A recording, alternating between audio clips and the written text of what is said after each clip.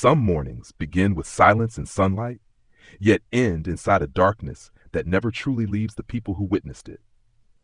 Have you ever wondered how a child can disappear within seconds, without a scream, without a trace, and without a single clear answer?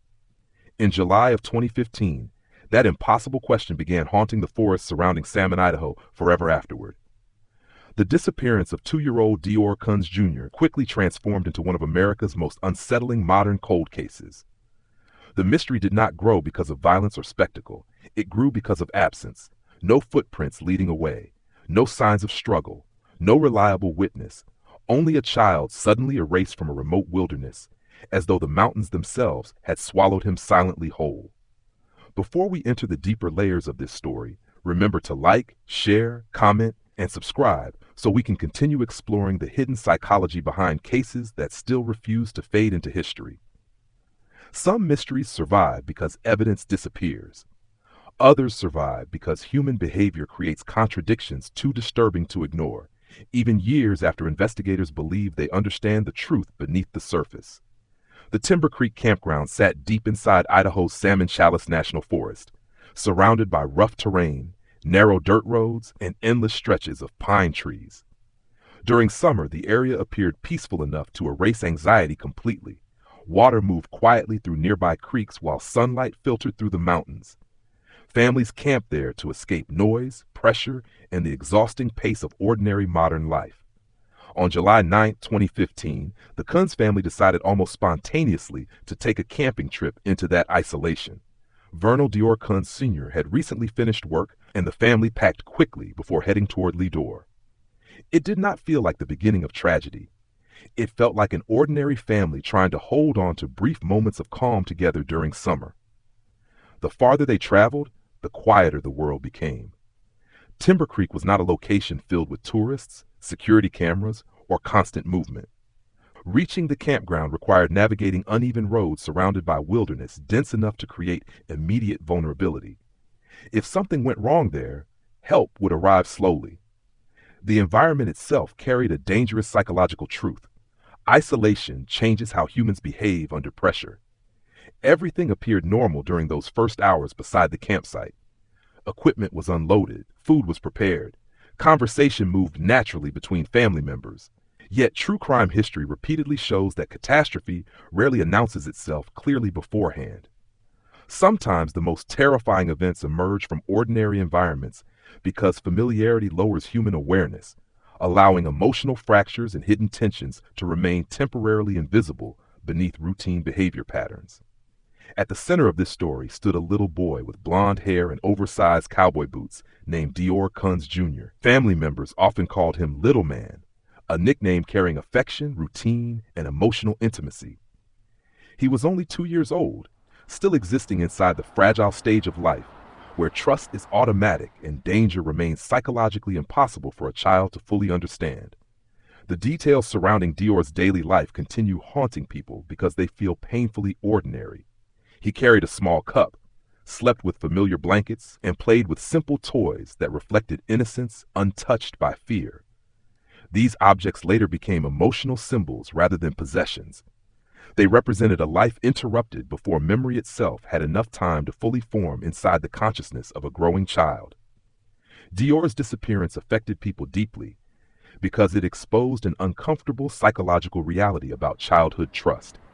Young children depend entirely on adults, not only for protection, but for understanding the world itself.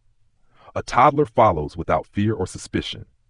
When that trust is broken by tragedy, the loss feels larger than death. It feels like an unfinished future erased completely. Jessica Mitchell and Vernal Kunz appeared to outsiders as a young couple trying to build stability while raising their son together. Like many families facing emotional and financial stress, they balanced responsibility with personal uncertainty. Investigators later focused not only on their statements, but also on hidden emotional tensions quietly existing beneath their outward image as parents. Robert Walton, Deorr's elderly great-grandfather, was also present during the camping trip. He struggled with serious health problems and often depended on oxygen support while traveling. His fragile condition made the remote wilderness setting seem unusual. Still, Families frequently ignore practical concerns because emotional familiarity creates comfort, even when hidden risks quietly remain beneath ordinary decisions. Another person at the campsite was Isaac Reinwand, a friend of Walton who barely knew Deorr's parents before the trip began. His involvement later attracted significant attention from investigators studying the case psychologically. Reinwand's distant demeanor and inconsistent recollections created unease, especially as authorities attempted reconstructing the final confirmed moments before Deorr vanished completely into uncertainty afterward. Investigators became unsettled not only by Deorr's disappearance, but by the conflicting memories already surfacing between family members. Simple details failed to match cleanly. Breakfast routines changed depending on the interview. Movements around the campsite sounded inconsistent. In criminal psychology, contradictions alone never confirm guilt, but they often reveal stress, fear, or concealed emotional pressure beneath silence. Deorr, Idaho was a quiet rural community where people feared harsh wilderness conditions more than violent crime. That mindset created an invisible psychological weakness. Communities built around familiarity often struggle deeply when tragedy appears without warning. An unexplained disappearance does more than create fear. It shatters the comforting belief that ordinary places automatically protect people from irreversible darkness and human deception. The isolation surrounding Timber Creek complicated the investigation in ways modern cases rarely experience anymore. There were no surveillance cameras, no nearby witnesses, and almost no technological evidence documenting movements throughout the day. Once uncertainty entered the timeline, the wilderness itself seemed to protect the mystery. The forest preserved silence instead of answers, forcing investigators to rely almost entirely on unstable human memory. As investigators dug deeper into the case, suspicion slowly moved away from the wilderness. Morning arrived quietly over Timber Creek on July 10, 2015. Sunlight filtered through pine trees while the small campsite slowly came alive beside the cold Idaho wilderness. Breakfast was prepared near the fire, and the atmosphere reportedly felt calm. Yet later interviews revealed something unsettling. Even the simplest memories from that morning began changing depending on who investigators questioned afterward. Human memory often changes under trauma, but investigators become cautious when contradictions appear too early. In missing person cases, the first hours are psychologically critical because stress rapidly affects recollection. Some inconsistencies are natural, while others suggest hidden anxiety or withheld information. In Deorr Kunz's case, even ordinary details gradually became deeply unsettling afterward. Around midday, Jessica Mitchell and Deorr Kunz drove away from the campsite toward Stay Stop Junction, a nearby store where they purchased fuel and supplies. Receipts later confirmed timestamps around 12:18 and 12:24 p.m. Those receipts became critical because they established one of the final verified points within the timeline. In cold cases, ordinary financial records often become anchors inside unstable narratives afterward. When the couple returned to Timber Creek, Deorr was reportedly still near the campsite. According to later statements, the child remained close to his great-grandfather, Robert Walton, while Isaac Reinwand stayed nearby. The environment appeared relaxed enough for temporary separation. That assumption reflected something psychologically common within family dynamics. Familiarity creates confidence, and confidence often reduces caution without people fully recognizing the risk developing around them. Jessica and Vernal soon decided to walk toward the creek area for a brief period of fishing and exploration. They believed Deorr remained safely near family members who could watch him. That decision later became one of the most scrutinized moments in the entire case. Investigators repeatedly returned to a simple question: how does a 2-year-old vanish completely during such a short and supposedly ordinary window of time? Only minutes after walking away, Jessica reportedly turned around expecting to see her son following behind. Instead, there was nothing. No small figure moving between the trees. No sound of footsteps against dirt or gravel. At first, the absence likely felt temporary rather than catastrophic. The human brain instinctively searches for rational explanations before accepting fear, especially when children disappear in environments that still appear physically calm. When the couple hurried back toward the campsite, panic reportedly intensified almost immediately. Deorr was nowhere nearby. There were no cries echoing through the forest and no visible signs suggesting where he had gone. Investigators later emphasized how psychologically disturbing this detail remained. Children that young rarely disappear silently. They usually leave movement, sound, or confusion behind. Deorr left almost nothing investigators could confidently follow afterward. Robert Walton believed Deorr may have quietly followed his parents toward the creek without being noticed. Isaac Reinwand later claimed he had been fishing nearby at the time. However, their explanations created more confusion than clarity. Each account differed slightly, producing fragmented timelines that investigators considered psychologically important when evaluating stress, memory distortion, or possible deception afterward. The wilderness surrounding Timber Creek amplified the impossibility of the disappearance. The terrain contained thick vegetation, uneven ground, and cold water capable of disorienting adults. Yet even under those conditions, search experts expected at least some physical evidence if Deorr had wandered naturally. The absence of clear traces slowly shifted emotional perception. The case no longer felt merely tragic. It began feeling fundamentally unnatural to investigators and volunteers alike. Jessica Mitchell reportedly became increasingly frantic as repeated searches around the campsite produced nothing. Panic behaves unpredictably during crisis. Some people become hyperverbal while others mentally detach from reality entirely. Investigators later analyzed emotional reactions from everyone present because severe stress can unintentionally expose hidden psychological truths. In missing child cases, behavior during the first moments after disappearance often becomes as important as physical evidence itself afterward. Deorr Kunz eventually drove along rough dirt roads, searching desperately for a usable phone signal. The remote wilderness delayed emergency communication, costing valuable time during the earliest phase of the search. Jessica placed the 911 call at approximately 2:28 p.m.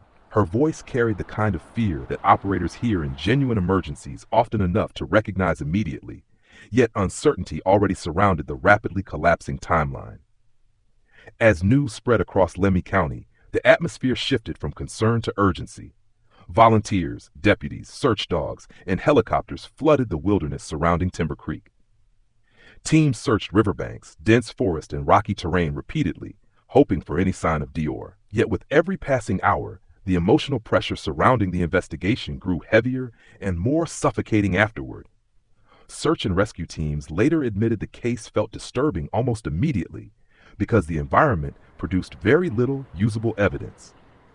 Tracking dogs repeatedly lost Deorr's scent under conditions where stronger results were expected.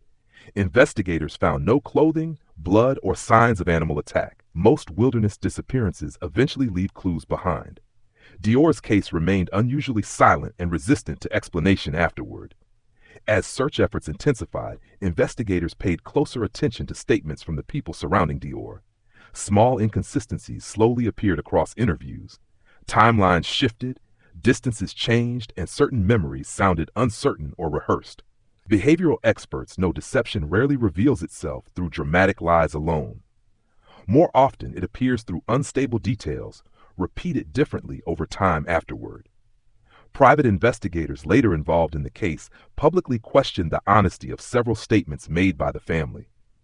They believed important information had not been fully revealed. Suspicion increased as interview answers continued changing over time. Sheriff Lynn Bowerman eventually announced that Deorr's parents were considered persons of interest and likely knew more than admitted publicly. Despite growing suspicion, investigators still lacked physical evidence supporting any clear conclusion.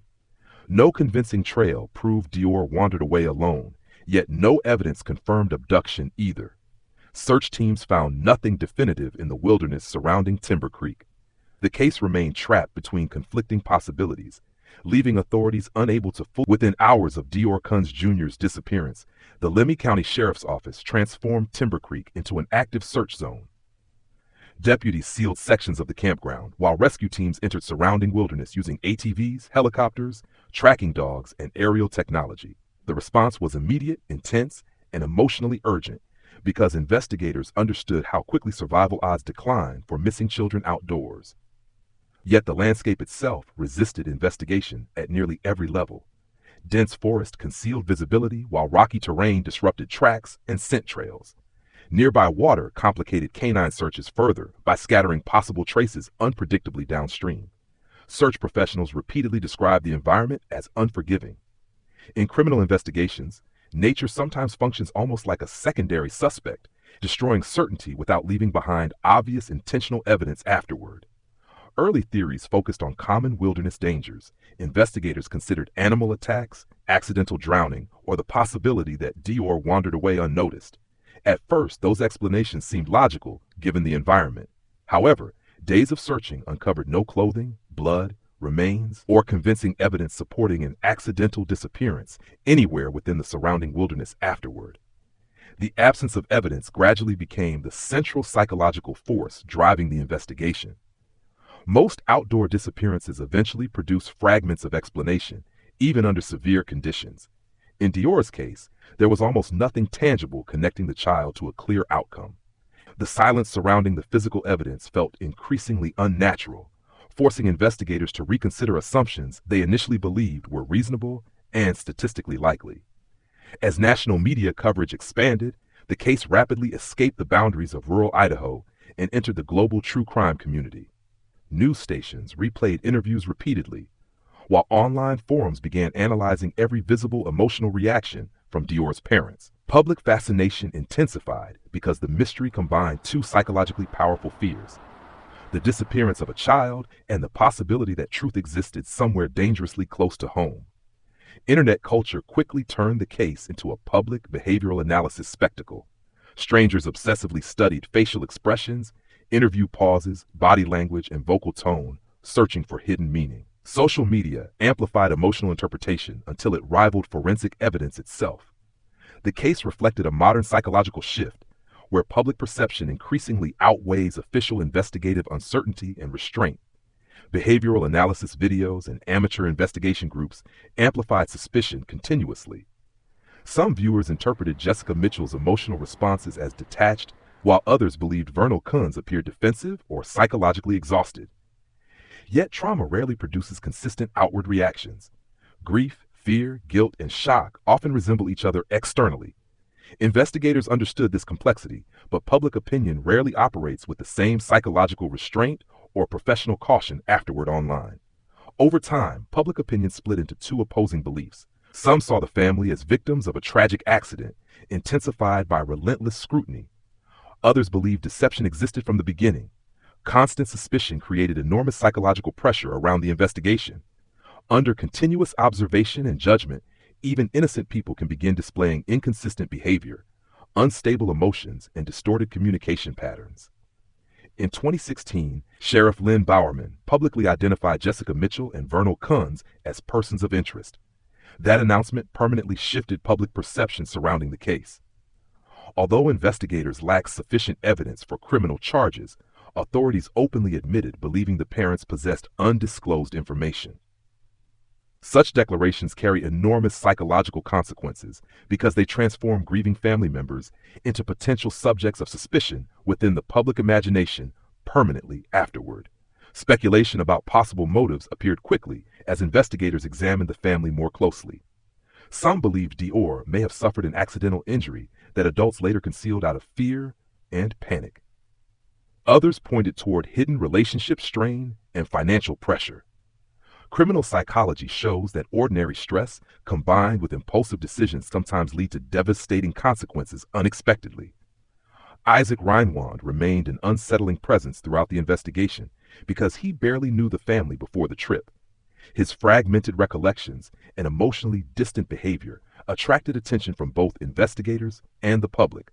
In criminal psychology, unfamiliar outsiders often become immediate sources of suspicion because people instinctively distrust individuals connected suddenly to emotionally catastrophic events afterward. Robert Walton's declining health and advanced age added further uncertainty to the timeline investigators struggled to reconstruct. Some questioned whether he fully understood movements around the campsite during critical moments. Exhaustion, medical dependency, and cognitive decline can affect memory severely. Unreliable observations do not always suggest deception, but they often create dangerous gaps where truth becomes difficult to verify clearly. Private investigators later uncovered inconsistencies involving Deorr's clothing and the family timeline. A jacket reportedly worn during the trip was later discovered elsewhere unexpectedly, fueling further suspicion. Long interviews also exposed financial stress, relationship pressure, and fear of accusation. Investigators know prolonged scrutiny affects memory deeply, but deception often becomes increasingly difficult to maintain consistently over time afterward. Years later, investigators increasingly focused on the possibility of foul play rather than natural accident scenarios. Occasional discoveries, including suspected bone fragments, briefly reignited hope before forensic testing revealed animal remains instead. No DNA conclusively explained Deorr's disappearance. No confession surfaced. No body was found. The case slowly evolved into something larger than investigation alone. It became a symbol of unanswered absence, haunting modern criminal psychology itself. And perhaps that is why the disappearance of Deorr Kunz Jr. continues disturbing people long after headlines faded from national attention. Because some mysteries survive not through evidence, but through silence. The deeper investigators searched into the lives, memories, and contradictions surrounding Timber Creek, the clearer one terrifying possibility became. Sometimes truth hides not within what people reveal, but within what they struggle desperately to conceal.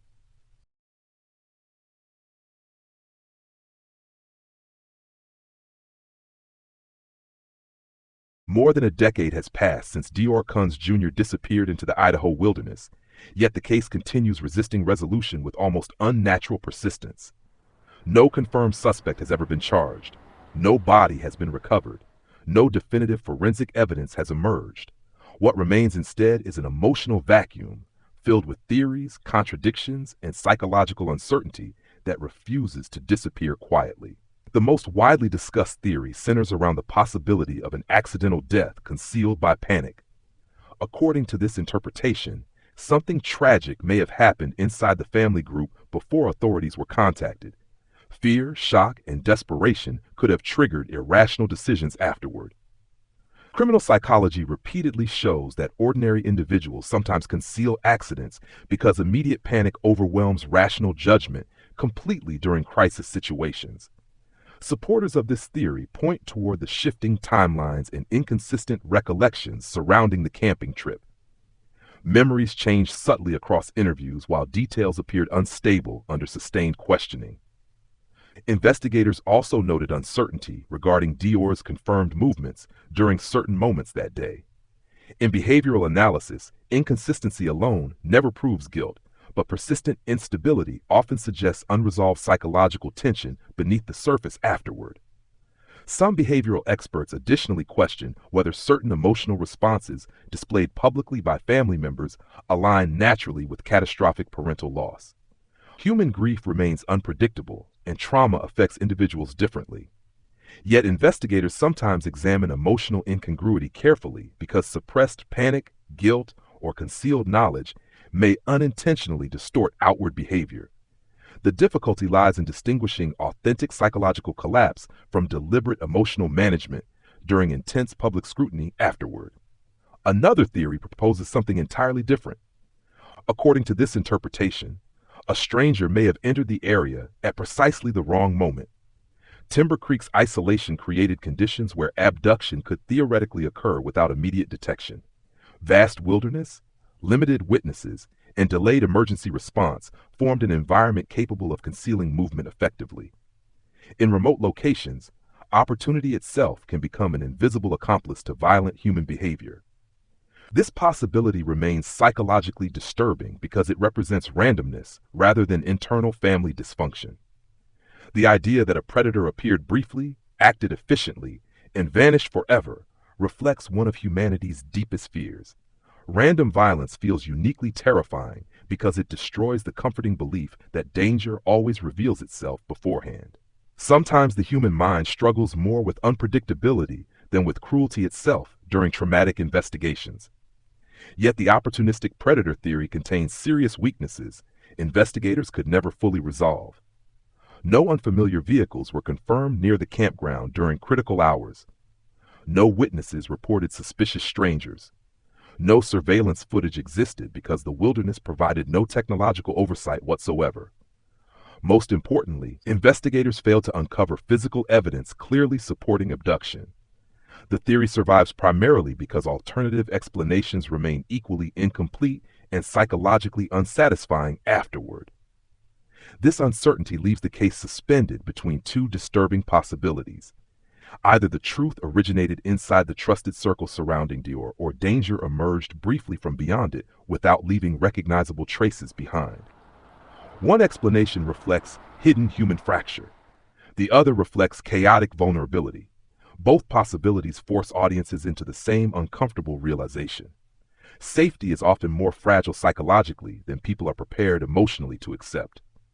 If Deorr's disappearance involved concealment within the family, psychological pressure likely intensified very quickly afterward. Panic can distort memory, disrupt communication, and create contradictions unintentionally over time. When several people attempt maintaining the same narrative under emotional stress, inconsistencies often appear naturally. Investigators know deception usually collapses gradually as anxiety continues reshaping perception afterward. If an abduction occurred instead, the offender likely understood the isolated environment extremely well. Predators operating in remote areas often depend on timing, confusion, and opportunity rather than detailed planning. Campgrounds naturally create moments where supervision weakens briefly. In criminal psychology, some offenders act impulsively because circumstances unexpectedly place vulnerable targets directly within reach during ordinary situations. For Deorr himself, the psychological reality may have been heartbreakingly simple, regardless of which theory proves accurate eventually. At 2 years old, a child understands fear through separation rather than abstract danger. If he became lost, his final emotional experience may have involved confusion, loneliness, and the instinctive search for familiar voices among endless trees. Childhood vulnerability remains uniquely devastating because trust exists without protective awareness or suspicion. From an Eastern philosophical perspective, cases like this often raise questions about consequence, hidden truth, and moral balance. Many traditions teach that every action leaves traces beyond immediate human perception. Justice may move slowly, yet truth continues existing beneath silence, regardless of whether society uncovers it quickly. The absence of answers does not necessarily mean reality disappeared. Sometimes hidden consequences unfold quietly across years instead afterward. Western psychological thought approaches such mysteries differently, focusing more heavily on human nature itself. The disappearance of Deorr Kunz Jr. exposes unsettling dimensions of fear, denial, and emotional survival within ordinary people. Cases without resolution disturb society profoundly because they suggest civilization remains fragile beneath appearances. Humans prefer believing evil behaves predictably. Unsolved disappearances challenge that belief by demonstrating how easily certainty can collapse without warning entirely. Perhaps that is why the case still haunts investigators and audiences years later. It represents more than a missing child in rural Idaho. It reflects the terrifying possibility that truth can remain permanently unreachable. No testimony resolved the contradictions, and no forensic evidence restored certainty. The silence surrounding Timber Creek continues generating doubt without closure afterward. Today, Deorr Kunz Jr. remains missing. His small cowboy boots, blonde hair, and unfinished childhood survive only through